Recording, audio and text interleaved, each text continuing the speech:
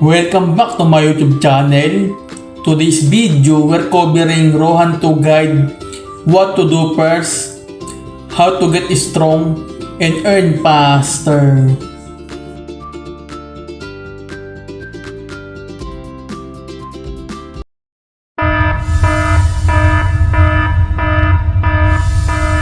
So ayan mga boss, i-share ko sa inyo kung paano lumakas agad dito sa Rohan 2 at kumita agad ng pera sa Rohan 2. So ayan. Yan, click lang natin itong event, then yan, click natin yung plus switch, no? So ang kinagandaan dito kapag di ka nakapag-sign in is pwede mo ulit siya makuha, no? So parang naiipon siya. So ayan. So ganyan lang gawin nyo everyday.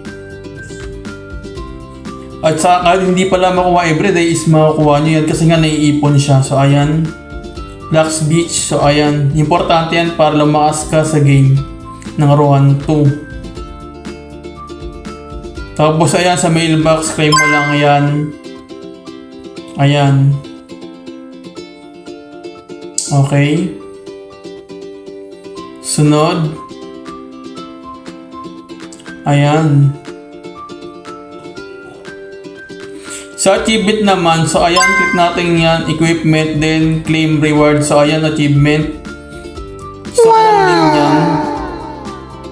Yung coral is pwede ipapalit sa Ruby, tapos Ruby 2, Ruby X, then Ruby X2, magiging cross. So ayan. So claim mo lang yan everyday para pumaldo ka dito, no? So ayan, next. So yan, codex naman. Click natin itong, ayan, click natin yan, then click natin yung parang bungo. Tapos yan, register, select, then click max, then confirm. So kailangan natin itong codex na para lumakas tayo. So ayan, click naman natin yan, then click max ulit, tapos confirm. So ayan, kailangan daily i-claim nyo rin yung codex nyo, palakasin nyo. So ayan, para lumakas kayo dito sa game. Tapos yung sa crafting naman, ayan, craft mo lang yan kasi 10 coins lang naman yan. So ayan, item crafting success. So crafting pa natin ulit. So ayan, crafting success ulit. Skill enhancement naman tayo. Then craft natin, no? Kasi 5k lang naman yan na cron. So ayan, nag-fail. Isa pa ulit. Ayan, nag-fail ulit. So ayan, isa pa. Nag-fail na naman. Craft ulit. Confirm. Fail ulit. So ayan, crafting ulit. Failure na naman. So ayan, crafting failure ulit. So ayan, isa na namang failure. So isa pa. So ayan, nag-failure na naman. A few moments later. So ayan, nag-success na, crafting success. So ayan. Ayan, crafting failure. Tapos event naman. Ayan, event, emblem.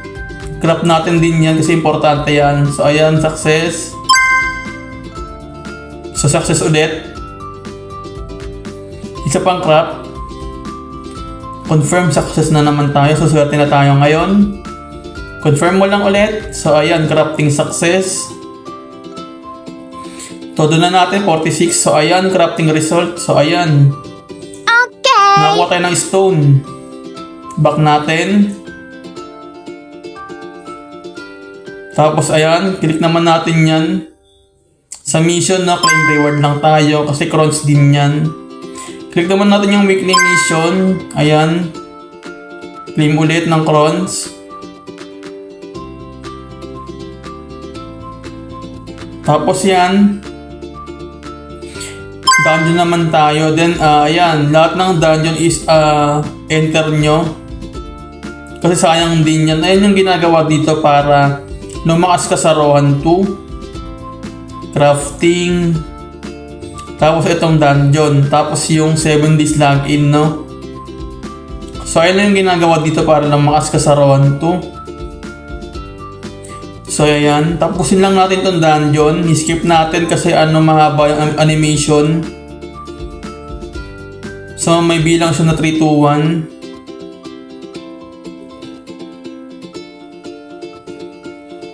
1. So ayan, kailangan natin itong tapusin itong dungeon. Pampalakas din to. So ayan, malambot lang naman yung mga mobs dito. So ayan, kailangan natin done yan. So ayan, parang yung kalaban natin dito is parang din na warlock, no? O wizard kasi may 1 din siya. Parang gitara pala sa kanya, no? Pag sa malayo kasi parang 1. Pero pag lumapit para sa gitara, no?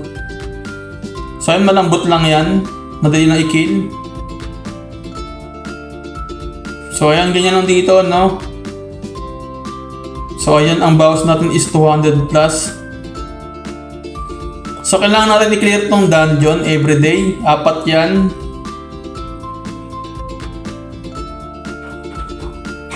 May robot na bumubuga ng violet. Kasi mayroon naman ganito. So ayun, kailangan natin itong tapusin, no? Kailangan natin i-clear yung dungeon. So yung mga mobs dito is malalambot lang siya. So ayan.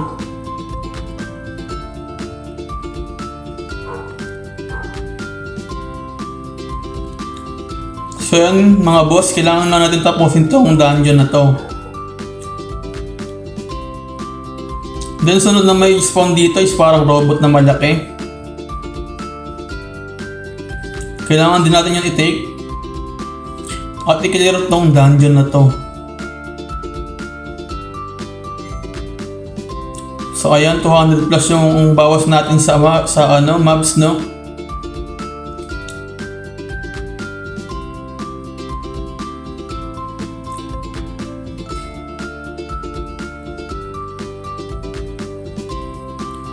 So yun, parang palaki ng palaki yung mobs. So yun, robot na, no? Tapos yan, kailangan natin i-clear yung robot para maklear yung dungeon. Sa dungeon ang binibigay is XP, no? Tsaka Kron.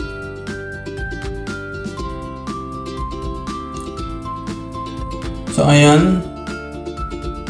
Sa 4 times yan, so kailangan yung i-take yun, yung 4 times na yun.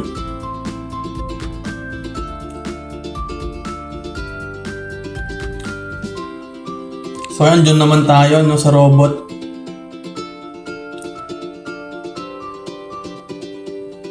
Kailangan i-clear tong waves ng robot para maklear yung dungeon.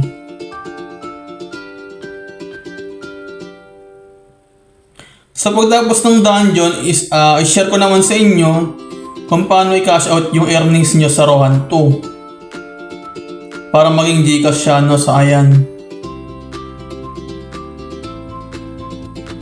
may mas malakas pa dito ang robot yung sa isang dungeon. Tumutira siya ng parang laser na kulay violet. So ayan, dungeon clear na tayo, excellent. So ngayon naman is i-share ko sa inyo kung paano i-cash out yung earnings nyo sa Rohan 2. So ayun mga boss, no? So kailangan dito is may cross wallet kayo, and yung cross wallet nada-download sa Play Store. Tapos kailangan is may MXC account kayo, no? Yung MXC account is na-download rin sa Play Store. Then kapag meron na kayo niyan, open nyo yung cross wallet nyo, no? So yung link ng cross bridge is ilalagay ko sa comment down below. So sa Crossd Digital, no? Ayun, open nyo yun. Tapos ayan, from Cross to Cross BNB, dito tayo makakapag-swap, no? So ayan, open nyo lang yun and i-type nyo yung cross nyo, 111. Hindi natin pwede cash out lahat kasi wala tayong pang-gas fee, no? So magtitira tayo ng pang-gas fee. Then click continue, click agree to terms of use, confirm. Lagay kayo ng pin. Bridge transaction sent na. And then okay. Refresh lang natin.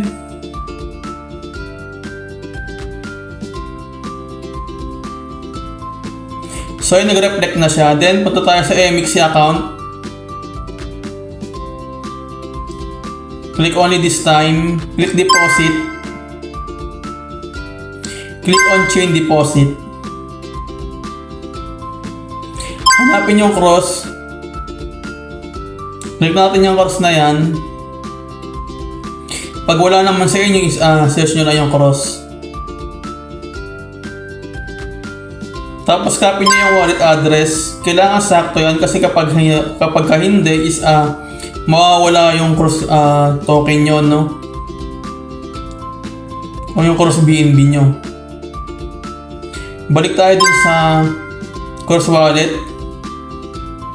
Click natin yung cross BNB. Click send. Paste natin yung cross BNB wallet na galing sa MXC nyo.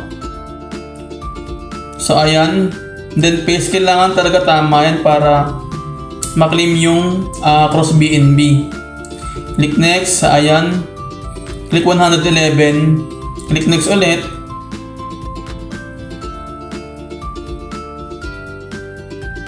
Click transfer. Send successfully na. So ayan, complete. So ayan. Next naman is punta tayo sa MXC wallet. Then ayan, deposit details successful. Click convert.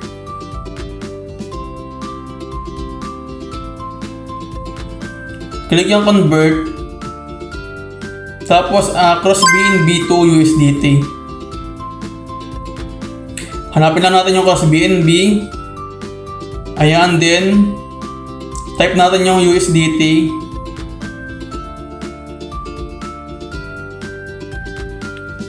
Tapos click natin yung USDT. Click max. Then click refreshing. Click preview conversation. So ayan, conversation. Click. Ayan, conversation successful. Then punta naman tayo sa transfer. Then spot to fiat. Then click natin yung all.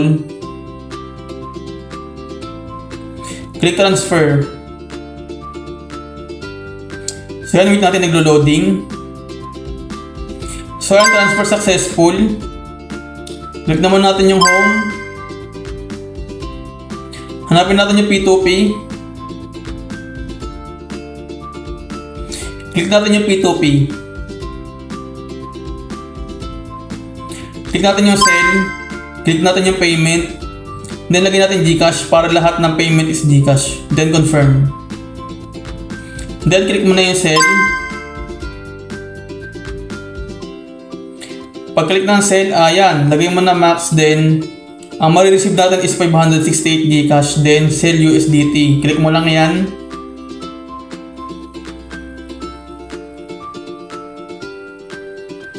So wait natin, naglo-loading. So ayun, payment pending.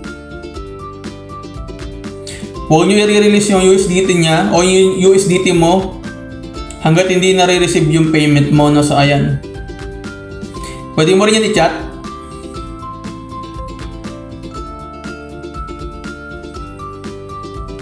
So ayan, wait natin, isend yung GCash natin, no? So ayan.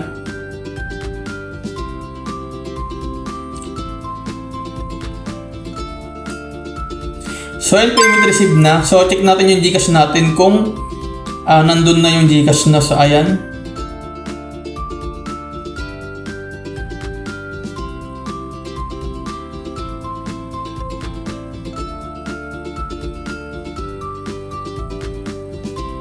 So ayun, nandito na yung 568 GCash, no? So ganyan lang dito kadali mag-cash out ng earnings nyo sa Rohan 2. Then pagkatapos nyan, balik tayo sa MXC para i-release na natin yung USDT niya, no? Kasi nga nakapag-payment na siya sa atin.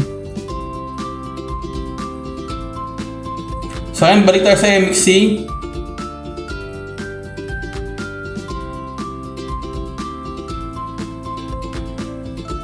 Click natin yung orders.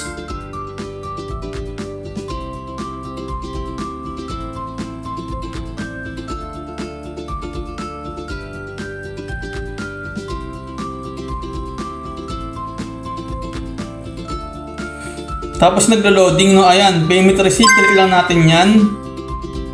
Click yung confirm, check, tas confirm.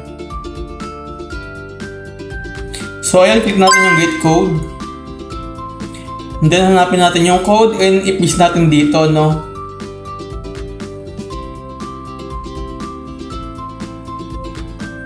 So ayan, hanapin natin yung code.